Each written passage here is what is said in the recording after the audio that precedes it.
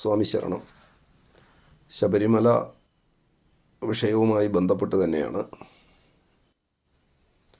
പാശ്ചാത്യ ധർമ്മശാസ്ത്രങ്ങൾ sin of omission എന്നൊരു പാപത്തെപ്പറ്റി പറയുന്നുണ്ട്. സിൻ എന്നാൽ പാപം, ഒമിഷൻ എന്ന് പറഞ്ഞാൽ ഒഴിവാക്കലാണ്. സിൻ ഓഫ് ഒമിഷൻ എന്ന് പറഞ്ഞാൽ ഒഴിവാക്കലാലുള്ള പാപം. ഒരു തെറ്റ് ആയ കാര്യം ചെയ്യുന്നത് പാപം ആണ് എന്ന് സാധാരണ നമ്മൾ പറയുമെങ്കിൽ, തെറ്റായ ഒരു കാര്യം ചെയ്യുക എന്ന ആ പ്രവൃത്തി മാത്രമല്ല പാപമായിട്ടുള്ളത് എന്നതാണ് സിൻ ഓഫ് ഒമിഷൻ എന്നതുകൊണ്ട് ഉദ്ദേശിക്കുന്നത്. അഥവാ ചെയ്യേണ്ടതായ ഒരു കാര്യം ചെയ്യാതിരിക്കുക, അത് പാപമാണ്. പാപകൃത്യങ്ങൾ ചെയ്യൽ മാത്രമല്ല, ശരിയായി യഥാസമയം ചെയ്യേണ്ട കാര്യങ്ങൾ ചെയ്യാതിരിക്കുന്നതും പാപമാണ്. മഹാഭാരതത്തിൽ ഇതിനൊരു ഉദാഹരണം കാണാം. ഭീഷ്മ പിതാമഹൻ്റെ കഥയാണ്. ഭീഷ്മ പിതാമഹൻ ശരശയ്യയിൽ കിടക്കുന്ന സമയത്ത് എന്ത് പാപം ചെയ്തിട്ടാണ്, എന്ത് തെറ്റ് ചെയ്തിട്ടാണ് ഈ കൂർത്തുമൂർത്ത ശരശയ്യയിൽ കിടക്കാനിടയാകുന്നത് എന്ന അദ്ദേഹത്തിൻ്റെ ആ ചോദ്യത്തിന് ഒരു മറുപടി ഭഗവാൻ പറയുന്നുണ്ട്. ദ്രൗപദി വസ്ത്രാക്ഷേപം ആണ് പോയിൻ്റ് ഔട്ട് ചെയ്യുന്ന സംഗതി. ദ്രൗപദി വസ്ത്രാക്ഷേപം നടക്കുന്ന സമയത്ത് ഭീഷ്മർ പറയുന്നു, അതിൽ താൻ കക്ഷിയല്ലല്ലോ, അത് ദുര്യോധനൻ ആണ് അതിന് ആസൂത്രണം വഹിച്ചത്. ദുശാസനാണ് ബൈ ഹാൻഡ് ആ പ്രവൃത്തി ചെയ്യുന്നത്, ദ്രൗപദി വസ്ത്രാക്ഷേപം ചെയ്യുന്നത്. താനതിൽ കക്ഷിയല്ലല്ലോ എന്നാണ് ഭീഷ്മരുടെ വാദം. എന്നാൽ ഭഗവാൻ പറയുന്നു, പക്ഷേ അങ്ങനെയല്ല, ഭീഷ്മർ ആ സഭയിലുണ്ടായിരുന്നു. ആ സഭയിലുണ്ടായിരുന്ന ഭീഷ്മരുടെ സാന്നിധ്യത്തിൽ, ഭീഷ്മരുടെ അറിവോട് കൂടിയിട്ടാണ് അത് നടക്കുന്നത്. ഭീഷ്മർ അരുത് എന്ന് പറഞ്ഞു. അതാണ് ചോദ്യം. ഭീഷ്മർ അരുത് എന്ന് പറഞ്ഞു? ഇല്ല. അപ്പോൾ ഭീഷ്മർ ആ കൃത്യത്തോട്, ആ ആധാർമിക പ്രവൃത്തിയോട് സന്ധി ചെയ്യുകയാണ് ചെയ്തത്.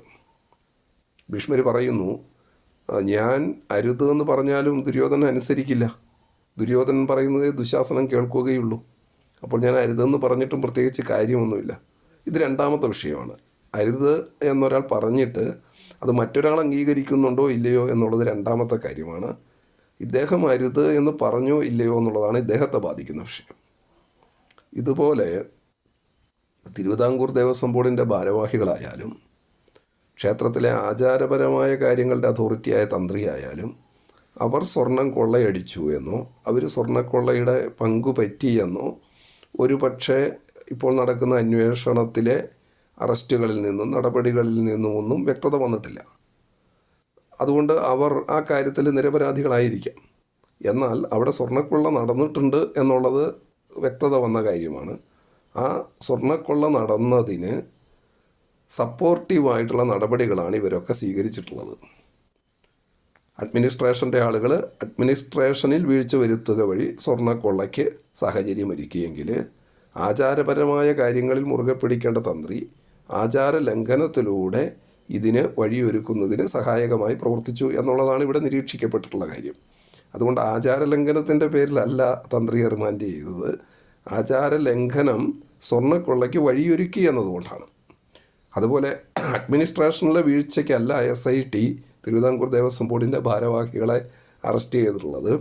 അവർ അഡ്മിനിസ്ട്രേഷനിൽ കാര്യങ്ങളുടെ നിർവഹണത്തിൽ വീഴ്ച വരുത്തുക വഴി സ്വർണ്ണക്കൊള്ളയ്ക്ക് വഴിയൊരുക്കി എന്നുള്ളതാണ് വിഷയം. അപ്പോൾ തിരുവിതാംകൂർ ദേവസ്വം ബോർഡിൻ്റെ പ്രസിഡൻറ്റും കമ്മീഷണറും ഒക്കെ ആയിരുന്ന ആളുകളാകട്ടെ, ക്ഷേത്രത്തിൻ്റെ ആരാധ്യനായ തന്ത്രിയാകട്ടെ, അവരൊക്കെ ഒരു അന്വേഷണ നടപടിയുടെ ഭാഗമായിട്ട് ആ നടപടിക്ക് വിധേയമായിക്കൊണ്ടിരിക്കുകയാണ്.